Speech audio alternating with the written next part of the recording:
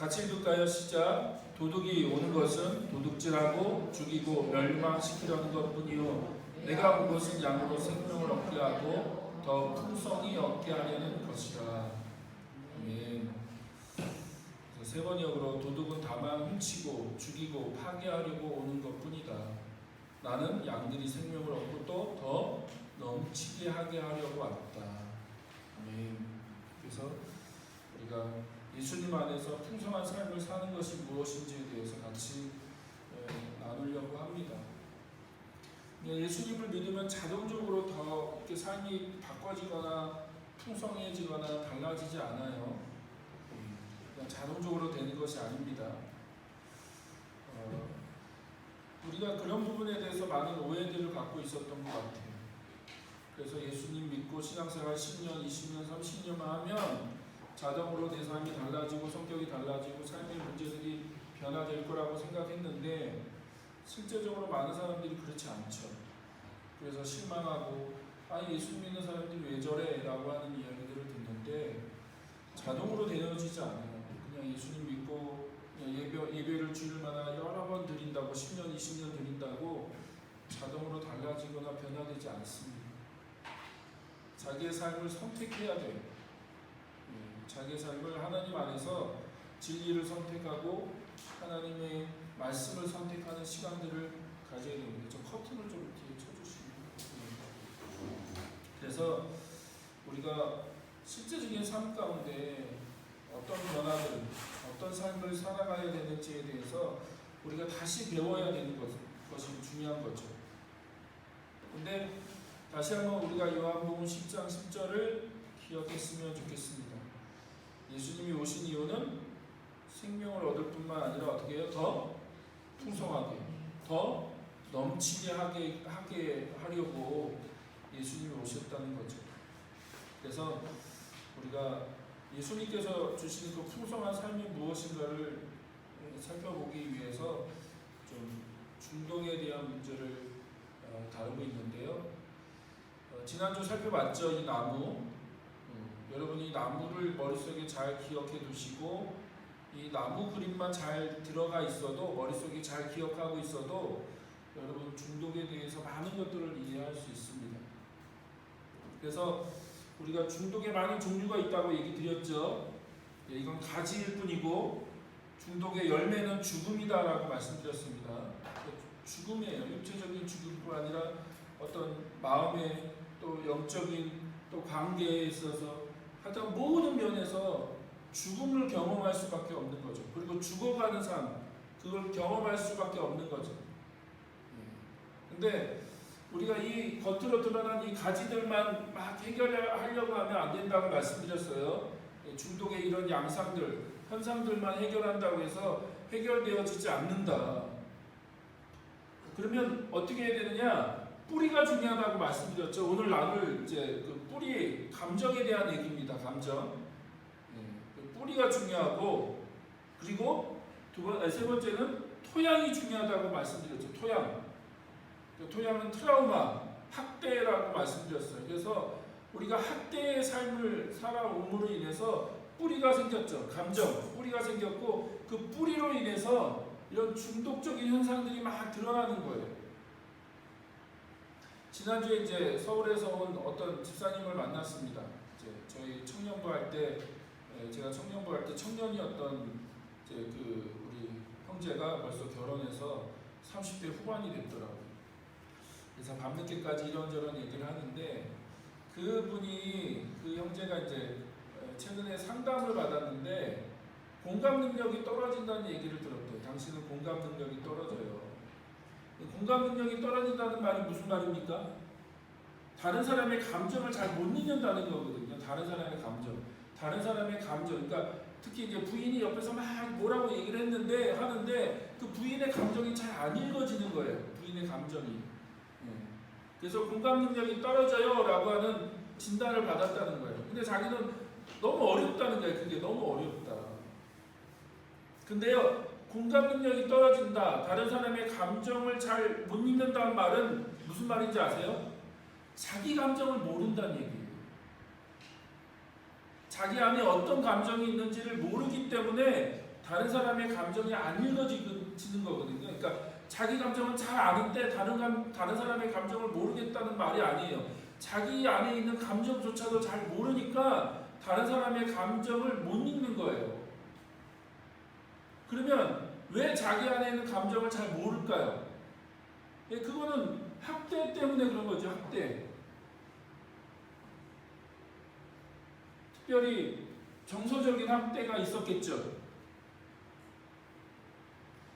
그래서 부모가 어릴 때 아이의 감정을 받아주고 잘 읽어주고 그 감정에 대해서 잘 이렇게 해주면 아이가 자기 안에 있는 감정을 이렇게 정리를 할 수 있다고요. 뭔지, 내 안에 어떤 감정이 있는지, 감정을 어떻게 처리해야 되는지, 감정이 어떻게 반응해야 되는지를 배울 수 있는데 그걸 하지 않으면 그게 학대죠. 학대.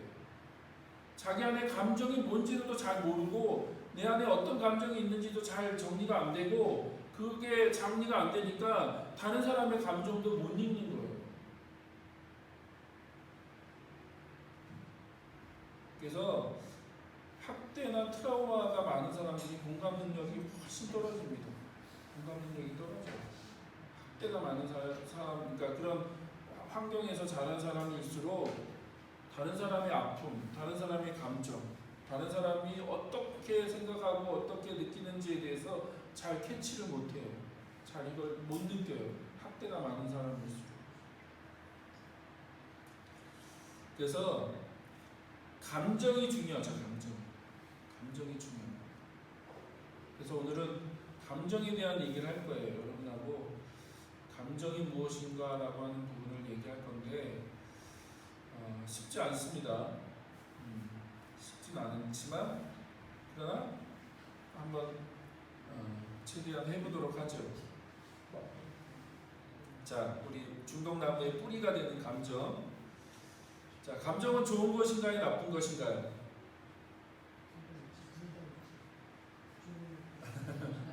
네? 어떤 감정은 좋은 거고 어떤 감정은 나쁜 것인가요? 네, 두려움이라는 감정은 나쁜 것인가요? 좋은 것인가요? 예를 들면 네, 두려움이라는 감정은 나쁜 것도 되지만 좋은 것도 돼요. 예, 그렇죠? 여러분 안에 두려움이 없다면 여러분은 아마 많은 경우에 지금 살아남지 못했을 겁니다. 그렇죠? 내가 낭떠러지에 서 있는데 두려움을 못 느낀다. 그러면 굉장히 큰 사고가 날 수 있겠죠. 그러나 또 나쁜 의미의 두려움이라는 게 있죠. 그렇죠? 예. 그래서 어떤 감정이라는 것이 무조건 좋고 나쁜 건 없어요. 무조건 나쁘고 무조건 좋고 그런 건 없습니다. 자, 그럼 감정이라는 게 무엇인가? 그걸 좀 정리했으면 좋겠습니다. 자, 기독교인들은 감정에 대해서 부정적이죠. 대체적으로 부정적입니다. 특히 한국교회의 경우는 어릴 때부터 부정적으로 배웠어요. 그래서 감정을 절제하고 조절하라고 얘기를 해요. 어릴 때부터 그런 분위기 가운데 자랐다고요. 그래서 감정은 나쁜 것이고 믿음과 반대되는 것이라고 생각을 했죠. 믿음이 좋을수록 영적일수록 감정적이지 않아야 한다고 생각했어요. 그래서 더 믿음이 좋고 더 기도 많이 하고 더 신앙이 좋은 사람일수록 감정에 대해서 좀 무디고 감정적이면 안 된다고 생각했다고요. 그러나 기억하세요. 감정은 뭐예요? 하나님이 인간에게 주신 선물이다. 선물. 하나님이 인간을 만드실 때 감정도 주셨잖아요. 그렇죠? 하나님이 흑으로 사람을 만드시고 그 코에 하나님의 영을 불어넣으셔서 사람이 된 거죠. 사람. 아담이라고 하는 히브리 말이 사람이란 말인데 사람이 된 거죠. 사람. 그때 하나님이 뭐도 주셨어요? 감정이란 것도 주셨다고요. 감정을 가지는 존재로 하나님이 인간을 그렇게 만드셨다고요. 그렇기 때문에 감정은 뭐예요? 하나님이 주신 선물이다. 선물. 감정은 나쁜 게 아니에요. 부정하거나 회피하거나 밀어내야 될 게 아니라 감정은 하나님이 주신 귀한 선물이다. 그래서 성경을 보면 하나님도 감정을 가진 분으로 소개하고 있죠. 그렇죠? 분노하시는 하나님, 질투하시는 하나님, 사랑하시는 하나님, 불쌍히 여기시는 하나님, 그리고 예수님도 오셔서 눈물을 흘리시기도 하시고 또 분노하기도 하셨잖아요. 그러니까 나중에 분노에 대한 얘기도 할 건데 분노가 다 잘못된 게 아니라고요. 다 나쁘거나 틀린 게 아니에요. 근데 예수님을 보면 예수님 분노하시잖아요. 성전에 가서 성전을 다 장사 시장거리로 만들어 놓은 그 사람들을 향해서 굉장히 가격하게 예수님이 행동하시죠. 채찍질하고 막 상을 다 뒤집어 엎고 굉장히 과격한 거거든요.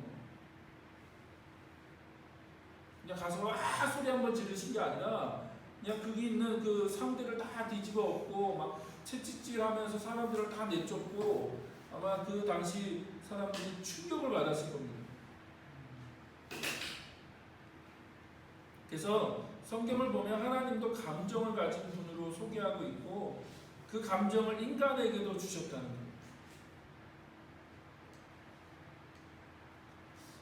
일반적인 정의, 감정에 대한 일반적인 정의는 어떤 일이나 현상, 사물에 대하여 느끼어 나타나는 심정, 그러니까 어떤 일, 어떤 현상, 어떤 사물, 사람이 될 수도 있고 어떤 사건이 될 수도 있고 어떤 환경, 어떤 사건, 다양한 것일 수 있죠.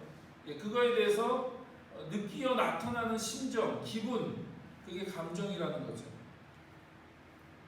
근데 어떤 사람은 이제 마음에 대한 몸의 반응이라는 표현을 썼어요. 저는 거꾸로 썼는지 알았거든요. 처음에 거꾸로 말하지. 원래 몸에 대한 마음의 반응이 아니라 재밌죠? 마음에 대한 몸의 반응이 감정이에요. 그러니까 마음은 보이지 않죠? 마음은 보이지 않아요. 근데 그 마음이 어떤가를 어떻게 해요? 감정이 몸으로 드러나는 거예요. 몸으로. 그래서 여러분이 느끼는 거죠. 몸으로. 내 마음에 지금 슬픔이 있구나. 눈물이 나기도 하고.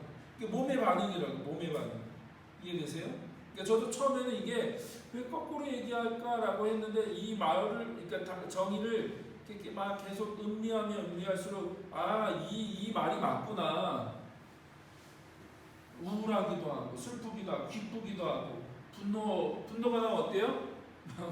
몸에서 어떤 반응이 나타난다고요. 반응이. 기쁨은 또 이 얼굴이 달라지죠. 표정이 달라지고. 그래서 마음은 어떤지 몰라요. 우리가 마음을 어떻게 보이지 않는 거니까. 보이지 않아요. 그 마음을 우리가 어떻게 알 수 있어요. 근데 몸의 반응을 통해서 내 마음이 지금 이렇구나 라고 하는 것을 알 수 있다는 거죠. 그게 감정이다. 보이지 않는 마음의 상태를 어떻게 알 수 있는가? 몸의 반응으로 드러나는 감정을 통해 알 수 있다는 거죠. 그러므로 감정에는 뭐가 있다? 메시지가 있다. 메시지. 여러분이 꼭 기억하셔야 될 감정에는 뭐가 있어요? 메시지가 있어요. 드러나는 감정 너머에 있는 메시지를 잘 읽어야 된다. 예를 들어서 슬픔. 슬픔은 어떤 메시지가 있죠? 왜 슬프죠? 여러분 어느 때 슬픕니까? 슬픔은 그냥 상실할 때 슬픈 거죠. 상실할 때. 그러니까 너가 지금 뭘 상실했다라고 하는 얘기를 하는 거예요. 뭔가를 상실했기 때문에 그게 인간관계일 수도 있고 어떤 물건일 수도 있고 하여튼 무엇인가를 잃어버렸을 때 상실했을 때 슬픈 거죠. 그렇죠? 분노는 뭐죠? 분노는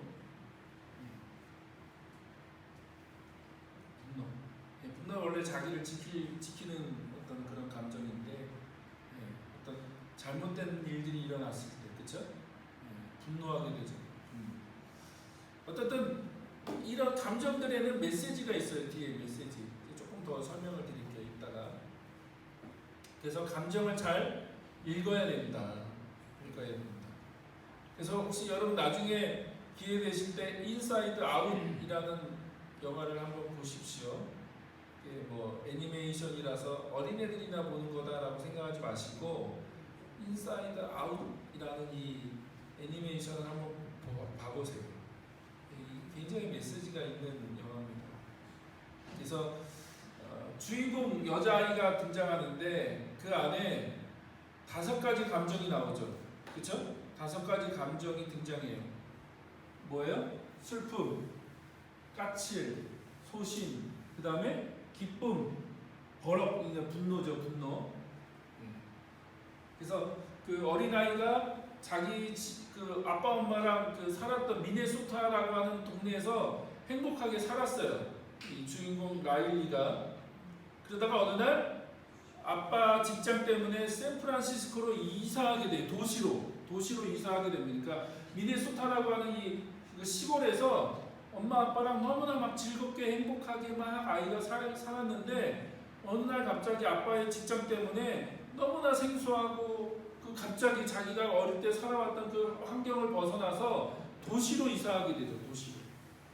그러면서 이 아이가 이제 그 겪게 되는 혼란, 갈등, 그러면서 가출하게 되고, 그러면서 막 이제 그 아이의 내면에 어떤 일들이 일어나는지를 이제 이 5가지 그 감정으로 막 이게 재밌게 표현하죠. 근데요, 여러분 나중에 영화를 보시면 아시겠지만 이 5가지 감정에서 이 모든 걸 끌고 가는 게 누굽니까? 기쁨이에요, 기쁨. 이게 굉장히 깊은 메시지가 있습니다. 기쁨이 그 모든 걸 끌고 가요. 이게 쉽게 말하면 리더 같은 역할을 하죠. 기쁨이. 근데 지금 아이가 지금 자기가 살았던 동네에서 막 전혀 낯선 도시로 이사하면서 막 혼란을 겪고 있는데 그걸 막 해결하려고 해요. 기쁨이 이제 내 감정을 이제 끌고 가면서 막 해결하려고 하는데 해결이 돼요, 안 돼요? 안 돼요. 해결이 안 됩니다. 그러면서 막 갈등을 겪고 막 별의별 문제들이 막 생기죠. 근데 나중에 이제 뭘 깨닫게 돼요? 지금 이 상황, 이 아이가 겪고 있는 이 혼란과 갈등과 이 자기가 살았던 삶의 그 너무나 행복했던 시간을 그 친구들과 그 모든 추억들을 다 이제 단절된 거잖아요. 아빠 직장 때문에 갑자기 그 모든 것들을 굿바이하고 안녕하고 너무나 생소한 도시로 왔어요. 근데 지금 이 어려움을 누가 해결해야 돼요? 계속 기쁨이 해결하려고 해요. 근데 안 되죠. 근데 나중에 뭘 깨달아요? 예, 슬픔이 그 상황을 해결해줘요.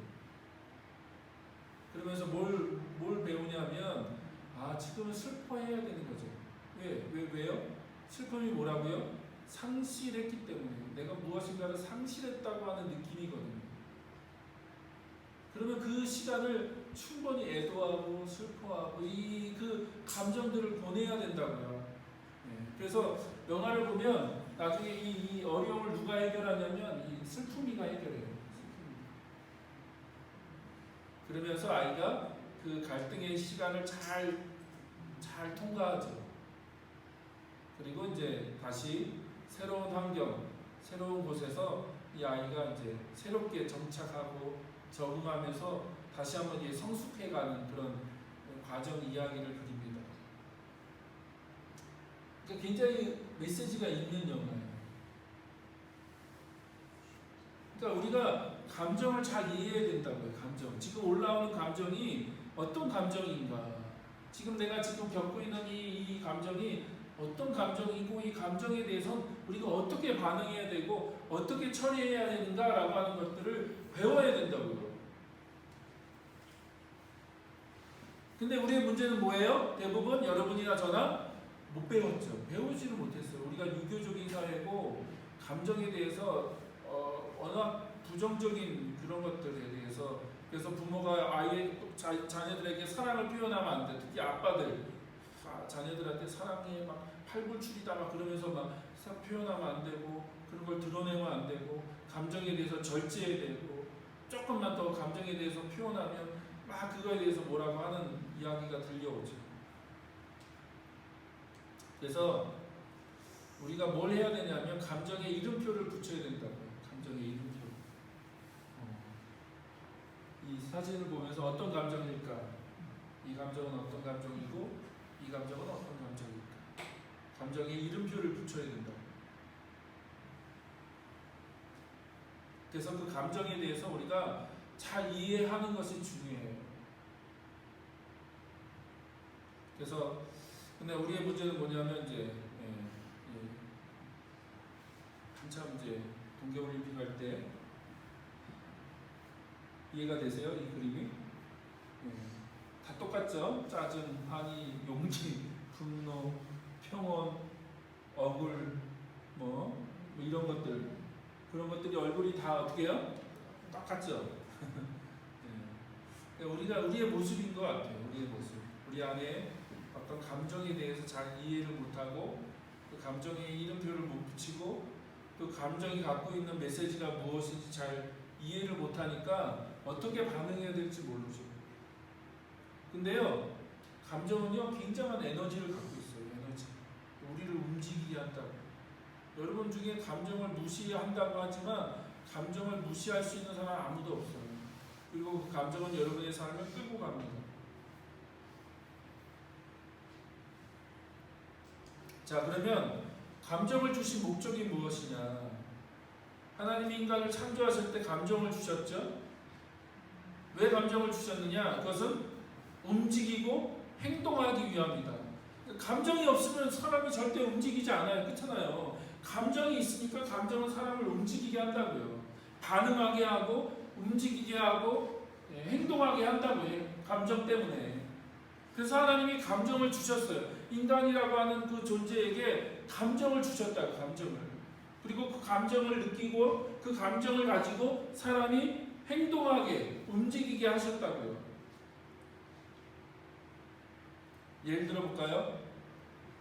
마가복음 1장 41절 뭐라고 되어 있어요? 예수께서 그를 불쌍히 여기시고 손을 내밀어 그에게 대시고. 영어로 보면 더 정확합니다. 예수님이 그 국률함과 함께 움직이신 거죠. 국률함을 가지고 움직이신 거예요. 그냥 예수님이 손을 내밀어서 그 아픈 사람을 고쳐주셨다라고 얘기하지 않고 먼저 뭘 느끼셨어요? 감정을 느끼셨다고. 감정. 그 사람을 보니까 너무 불쌍하고 국률한 마음을 느끼셨어요. 감정을. 그리고 그 감정은 어떻게 해요? 움직이게 한다고요. 사람을 움직이게 해요. 그래서 예수님이 그 국률함을 가지고 그 사람에게 손을 댔죠. 근데 손을 대면 안 돼요. 원래 율법으로 하면 그 병자들에게 손을 대면 어떻게 해요? 같이 더러워지기 때문에 손을 대면 안 돼요. 그냥 말로만 하든지 그냥 멀리 서서 말로만 하든지 그래야 되는데 예수님 어떻게 하셨어요? 국률함, 그 불쌍히 여기는 마음이 있었기 때문에 그에게 가서 그 몸에 손을 대셨다고. 그래서 감정은 움직이게 한다. 움직이게. 그래서 감정에는요 에너지가 있다는 거예요. 에너지. 감정은 삶 가운데 우리를 움직이도록 만든다. 이해되세요? 그래서 두 가지 얘기했습니다. 감정에 대해서. 첫 번째, 감정에는 메시지가 있고요. 두 번째, 감정은 행동하게 만든다.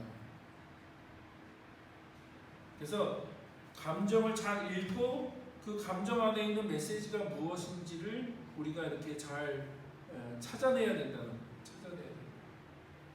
그리고 그 감정으로 인해서 우리가 삶에 선택을 하게 하고 움직이게 하고 우리가 어떤 액션을 행하도록 만든다는 거예요.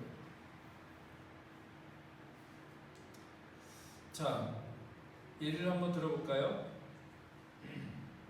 창세기 3장 6절에서 10절 보면 선악과를 따먹고 하나님이 먹지 말라고 하는 선악과, 다른 건 다 가능하지만 선악과는 안 돼라고 말씀하셨죠. 선악과를 먹지 말아라 라고 말씀하셨는데 뱀이 여자를 유혹하고 그래서 그 선악과를 먹었죠. 그리고 자기만 먹을 뿐만 아니라 남편에게도 줘서 그것을 먹게 됐죠. 그랬더니 7절에 뭐라고 되어 있어요?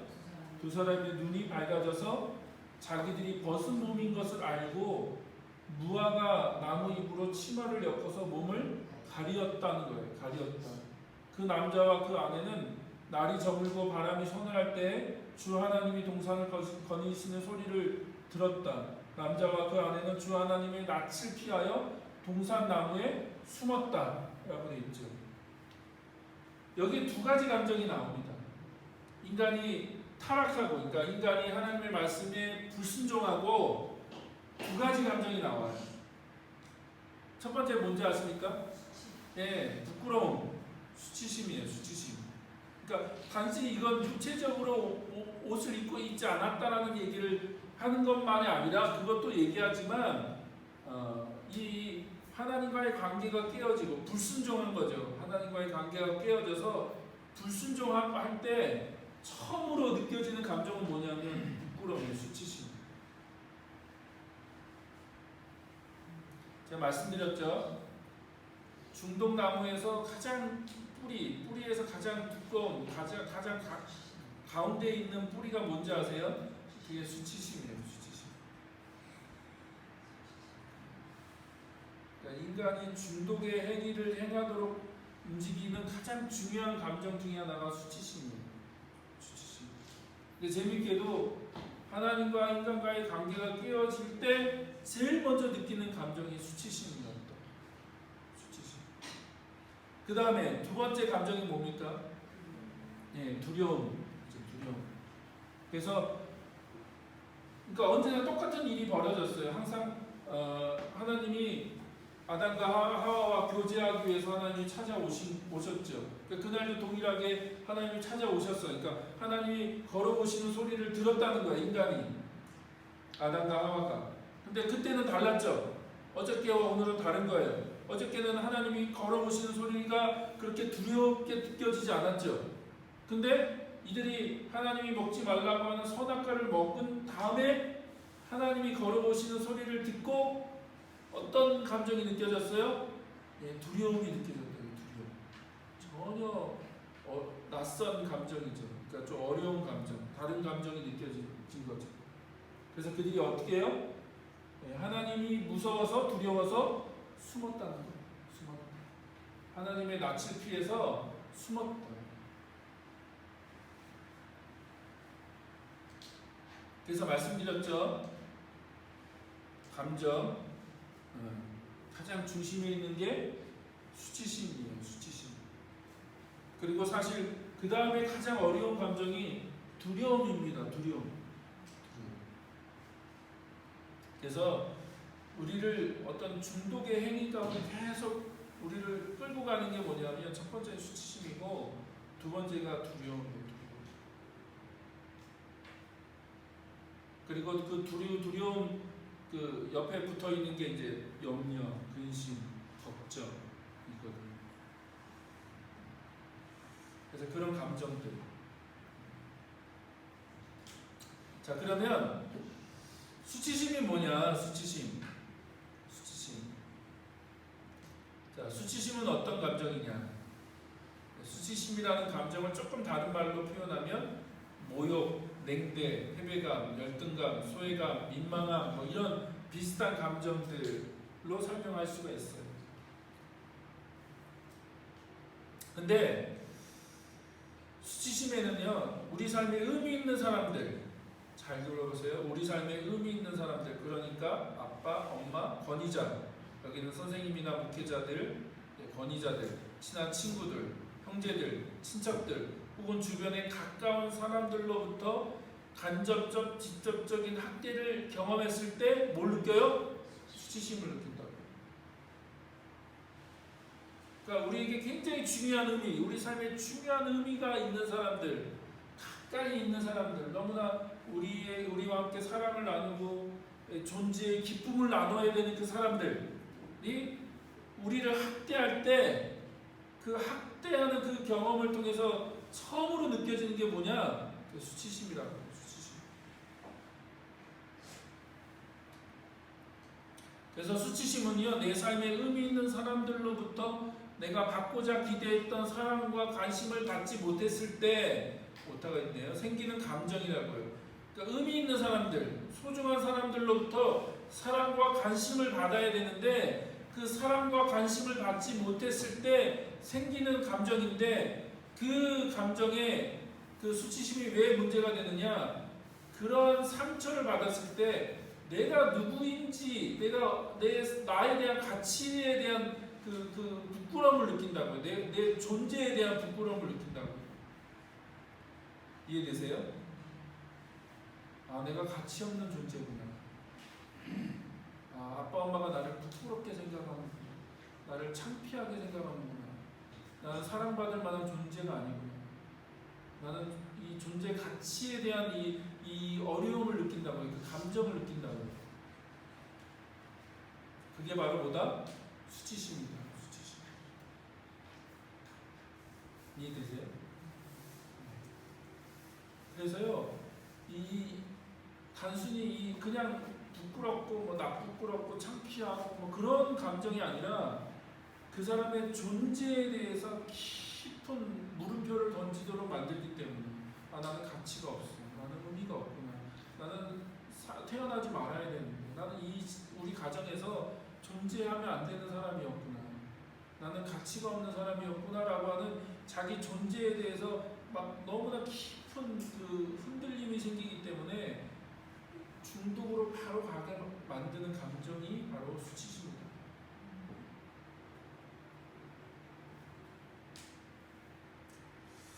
그래서 수치심은 중독의 가장 핵심적인 뿌리 역할을 한다. 가장 핵심적인 뿌리 역할을 하는 게 수치심이다. 그래서 내가 뭔가 잘못된 사람이다라고 하는 그 정보, 그 메시지를 계속 주기 때문에 그래요. 너는 뭐가 잘못됐어. 너는 틀렸어. 너는 사랑받을 만한 가치가 없어. 너는 소중한 사람이 아니야. 라고 하는 이 메시지를 이 수치심이 계속 주기 때문에 그래요. 계속 끊임없이 그 메시지를 주는 거죠.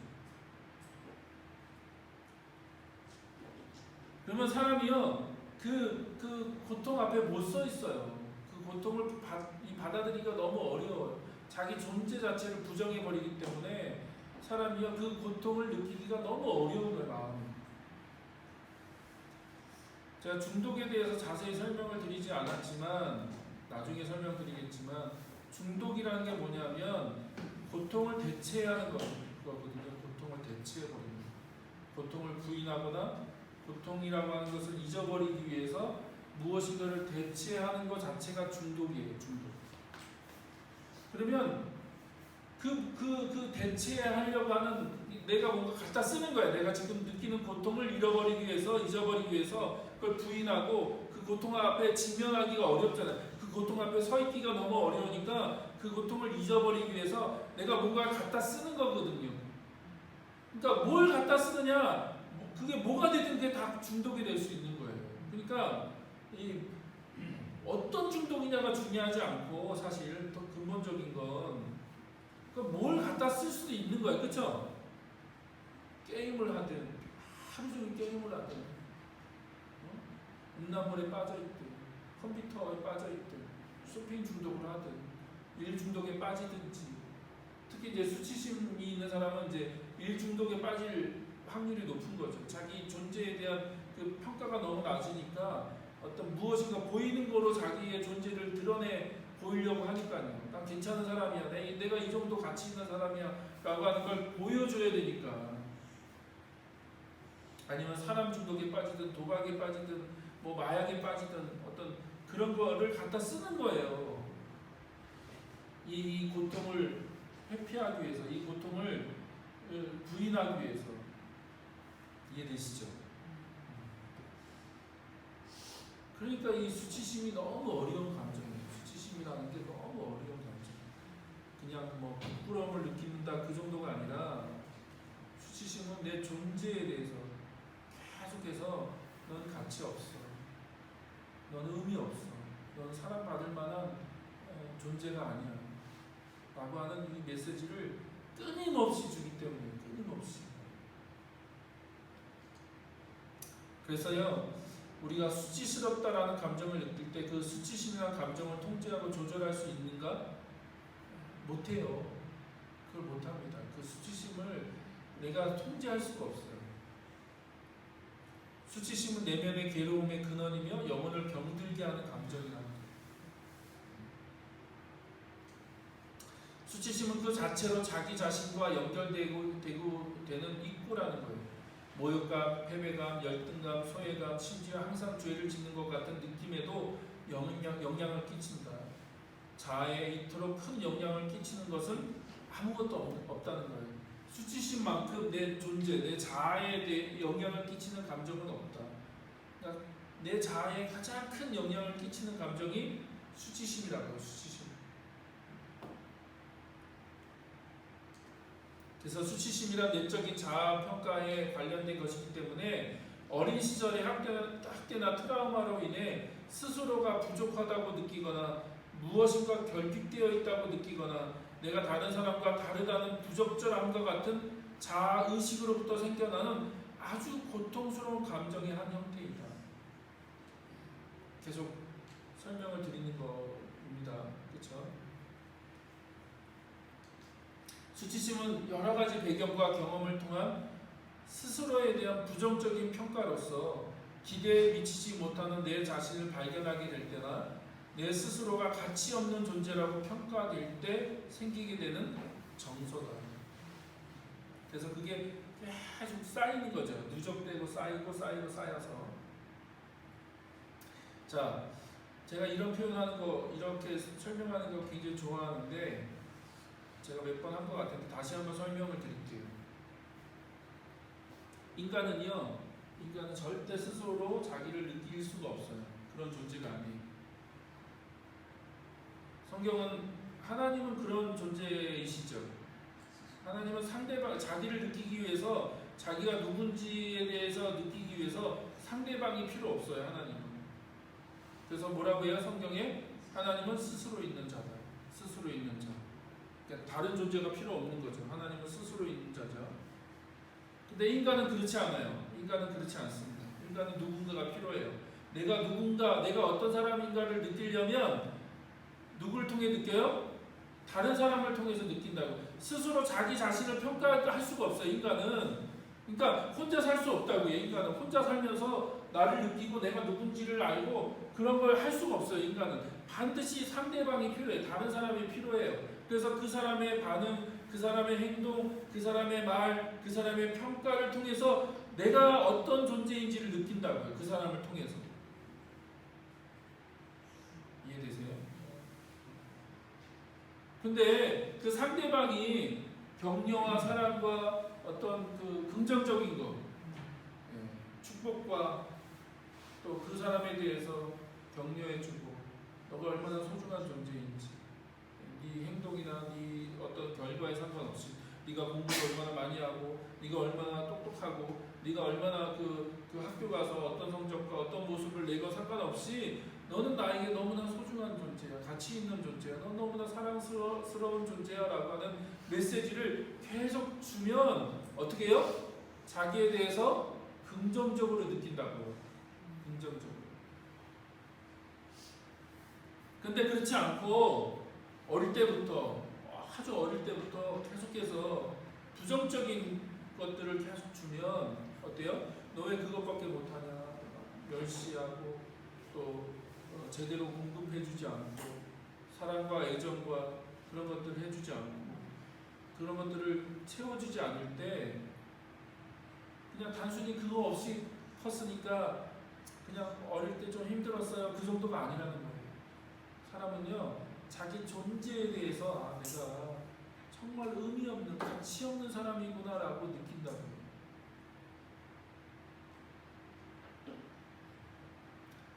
제가 이걸 수치심에는 제가 전문가입니다. 제가 48년을 수치심으로 살았기 때문에 제 핵심 감정이기도 해요. 제 마음의 가장 핵심 감정이 뭐냐? 저는 수치심이에요. 수치심. 어릴 때부터 저 지난주에 한번 말씀드렸죠. 어릴 때부터 격려 그런 것들 거의 못 받은 것 같아요. 또 어떤 육체적인 스킨십이 너무나 중요하죠. 아이들한테 안아주고 만져주고 축복해주고 또 이렇게 눈과 눈을 마주치면서 너는 정말 소중해, 가치 있어 라고 이렇게 하는 것들이 너무나 귀한 거예요. 그게 별 의미가 없는 게 아니라 너무너무나 의미 있는 거죠. 그래서 뭐 그런 실험을 해봤다고 하는 그 이야기를 들었는데 뭐 고아원 같은 데에서 A그룹과 B그룹, 그 A그룹은 어린아이를 그냥 분유만 주고 절대 만지지 않고 그냥 계속 부유만 주고 키우고, B그룹은 아이들을 다 이렇게 품에 안아주면서 눈과 눈빛을 맞춰주면서 만져주면서 아이들한테 분유를 주는 그렇게 했고, 근데 A그룹은 아이들이 어릴 때부터 너무 많은 병과 또 심지어 죽기까지 하는 똑같은 영양분을 공급해줬는데도 영양분을 이렇게 차별을 준 게 아니고 똑같은 영양분을 공급해줬음에도 불구하고 A그룹의 아이들은 너무나 많은 문제들을 일어났다는 거죠. 근데 B그룹의 아이들은 어떻게 해요? 너무나 건강하게 자라는 거죠. 그래서 사람에게는 뭐가 필요해요? 육체적인 양분만 필요한 게 아니에요. 그죠? 잘 입혀주고 잘 먹여주고 좋은 환경에서 재워준다고 해서 아이들이 건강하게 크는 게 아니에요. 뭐가 필요해요? 네, 사랑이 필요해요. 스킨십이 필요하고요. 정말 계속해서 너가 얼마나 소중하고 가치 있고 너가 얼마나 사랑스러운 존재인지 너 존재 자체가 얼마나 귀한지에 대해서 얘기를 해줘야 된다고, 그걸 느낄 수 있도록. 그게 바로 수치심입니다. 그래서 수치심은요, 내가 누구인가 라는 정체성, 자기 정체성과 관련해 있는 문제이기 때문에 어려운 거예요. 내가 누구인가, 내가 어떤 사람인가 라고 하는 그 정체성을 흔들어 놓기 때문에 수치심이 어려워요. 그래서 내면의 고뇌, 영혼의 씨름을 하게 만든다는 거예요. 사람과 사람 사이에서 일어날 수 있는 가장 가슴 저민 도려내는 듯한 아픔의 감정이 바로 뭐예요? 수치심이에요. 이게 수치심. 그래서 그게 너무나 깊이 박혀있는 사람들은요, 너무 어려워요. 그게 정말 어렵습니다. 수치심은 사람들이 가장 느끼고 싶어하지 않는, 머무르고 싶지 않은 감정 중에 하나이다. 수치심을 떨쳐버리기 위한 우리의 행동은 굉장히 빠르고 극단적일 수밖에 없다는 거예요. 그래서 중독으로 너무나 빠르게 간다.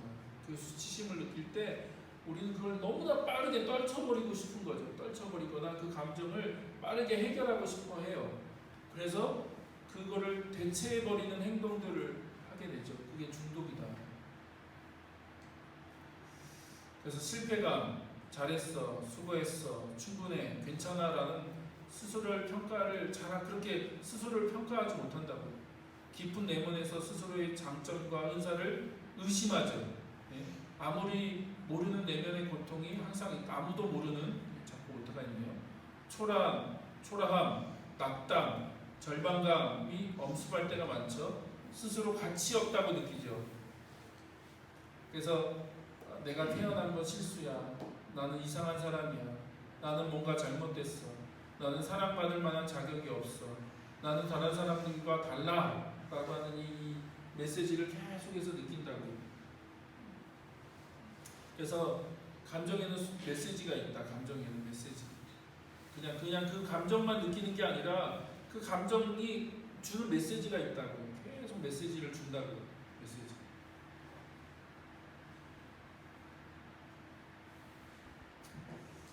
자, 이건 넘어가고요. 그래서 중독은 뭐냐? 내가 벗어나고 싶은 현실과 느끼고 싶지 않은 감정을 피해 달아나는 통로이다. 이해되세요? 중독은요, 내가 벗어나고 싶은 현실, 이 현실이 너무 고통스럽죠. 내가 이 서 있는 이 현실, 내 앞에 이 벌어지는 현실이 너무 고통스러워요. 너무 힘들어요. 그리고 그 현실 속에서 느끼는 감정, 내 감정, 그 현실 속에서 느껴오는 내 감정도 너무 고통스러운 거죠. 그래서 현실과 감정을 벗어버리기 위해서, 달아나기 위해서 다른 걸 선택하죠. 그게 중독이다. 그래서 깊숙한 내면에 깊이 품고 있는 이 수치심을 발견하고 내려놓는 것은 회복에 아주 중요한 첫걸음이라는 거예요. 회복으로 가기 위해서, 우리가 하나님 안에서 회복의 길을 걷기 위해서는 그 수치심이라고 하는 그 감정을 인정하고 수용하고 받아들이고 그것을 이제 해결해 가야 된다는 거죠. 수치심을 다루지 않고서는 중독을 이해하거나 치유하기가 너무 어렵다. 자, 그러면 이것만 나누고 오늘은 마쳐야 될 것 같은데, 죄책감하고는 뭐가 다를까요? 수치심과 죄책감, 정죄감, 뭐가 다르죠? 수치심과 정죄감. 죄책감하고는 어떻게 다를까? 이 죄책감은요, 내가 저지른 실수나 잘못된 행동에 대한 책임감, 후회, 그런 감정이죠. 그렇죠? 그러니까 죄책감은 나의 행동에 대한 그 감정이에요. 나의 잘못된 행동. 그러나 수치심은 뭐예요? 내 행동에 대해서 느끼는 감정이 아니라 내 존재에 대해서 느끼는 감정이기 때문에 서로 달라요. 죄책감과 수치감은 다릅니다. 이해되시죠? 그러나 물론 죄책감도 우리 안에 그 깊은 상처를 내죠. 그렇죠? 그리고 또 그 학대로 인해서 생기는 거죠. 그래서 이 죄책감이라고 하는 것도 굉장히 중요한 감정이기도 한데 수치심하고는 좀 다른 감정이다. 그래서 죄책감은 우리에게 계속 이렇게 속삭이죠. 만일 내가 다르게 처신했더라면 아마 그런 일은 나에게 일어나지 않았을 거야. 내가 그런 일을 한 주범이야 라고 하면서 나의 행동에 대한 그 부정적인 감정을 갖도록 만들죠. 그래서 수치심과 죄책감은 이렇게 다르다. 그러니까 수치심은 나에 대한 부정적인 평가죠. 내가 누구인지에 대해서, 내가 뭔가 잘못됐다는 거, 나는 정상이 아니야, 나는 다른 사람과 달라, 나는 뭘 해도 부족한 사람이야라고 하면서 자기 존재에 대한 느낌이라면, 죄책감은 내가 무슨 일을 저질렀기 때문에 내가 왜 그렇게 했을까라고 하는 후회하는 감정이죠. 내가 한 행동에 대한 그 잘못된 감정이라고 하는 거죠. 그래서 다른 겁니다. 수치심과 죄책감은 같은 게 아니에요. 다릅니다. 그래서 오늘은 수치심에 대한 얘기만 좀 해야 될 것 같습니다. 혹시 질문 있으세요? 아니면 이따 밥을 먹으면서 같이 질문을 좀 같이 나눠도 좋을 것 같습니다. 이런 부분을 일방적으로 저 혼자 얘기하는 것보다 좀 같이 나누고 같이 질문도 해보시고 같은 이런 여러분의 생각을 좀 나누는 것도 중요한 것 같고요. 그래서 저는 목장 모임 때도 좀 그렇게 우리가 한 주간을 살아보시고 우리가 이런 부분에 대해서 좀 얘기를 나눌 수 있는 시간이 되었으면 좋겠다고 생각합니다. 여러분 안에 어떤 그런 감정들, 어떤 그런 부분들의 어려움이 있다면 그것들을 좀 같이 나누면서 같이 확인하고 점검해보고 체크해보고 또 다른 사람의 이야기도 들어보고 하는 것들이 중요한 것 같습니다. 예, 그럼 우리 시간 같이 잠깐 우리 자신을 돌아보는 시간을 갖고 우리 성찬하도록 하겠습니다.